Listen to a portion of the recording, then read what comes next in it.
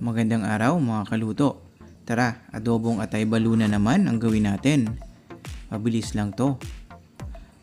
Ayan, lalagyan pa natin ng itlog para mas masarap. Mga kaluto, palike and share naman ang ating video bago natin umpisahan. Siyempre, pagluluto ng atay balunan, kailangan kayatin muna natin ang ating mga balunan. Depende sa inyo yung laki na gusto nyo. And then, lalagay lang natin yan sa ating lutuan at ilalagay yung mga halok ng adobo. Siyempre, nandiyan ang bawang, paminta, at siyempre, nandiyan ang ating suka, tsaka toyo.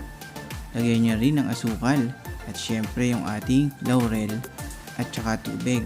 Lagyan din natin ng oyster sauce. And then, buhayin at hahayaan natin siyang kumulo.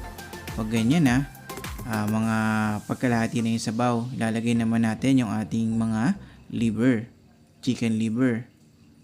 And then, tatakpan ulit natin yan at hahayaang kumulo.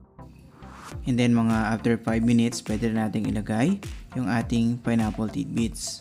Pagkatapos, hayaan nyo lang yung kumulo hanggang sa makuha yung desired nyo na sabaw. Yung iba kasi gusto tuyo, yung iba naman may konti. So it depende sa inyo. Pag ganyan na, sa akin pwede na to. Gagawin na natin, iahain na natin yan habang may mainit na kanin. Tara, kain tayo. Salamat sa panonood.